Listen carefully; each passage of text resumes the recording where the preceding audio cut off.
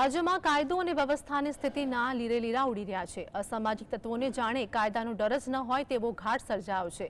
વાત કરવામાં આવે તો મેટ્રો સિટી અમદાવાદની જ્યાં છેલ્લા 48 કલાકમાં શહેરમાં હત્યાના 2 બનાવ સામે આવ્યા છે, જેમાં નહેરુનગરમાં ફાયરિંગ કરી મોતને ઘાટ ઉતાર્યા બાદ કાગડાપીઠમાં તલવારના ઘા મારી હત્યા કરવામાં આવી।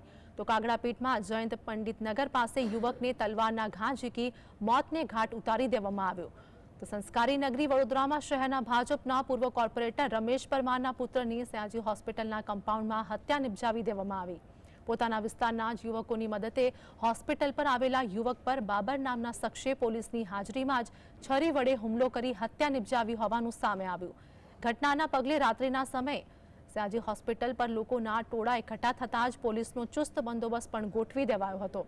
તો ગૃહપ્રધાન હર્ષ સંઘવીના મતવિસ્તાર એવા સુરતમાં ચોક બજારની પારસ સોસાયટીમાં બની કે જ્યાં અજાણ્યા વ્યક્તિએ ચપ્પુના ઘા મારીને બીજા વ્યક્તિને મોતને ઘાટ ઉતારી દેવામાં આવ્યો।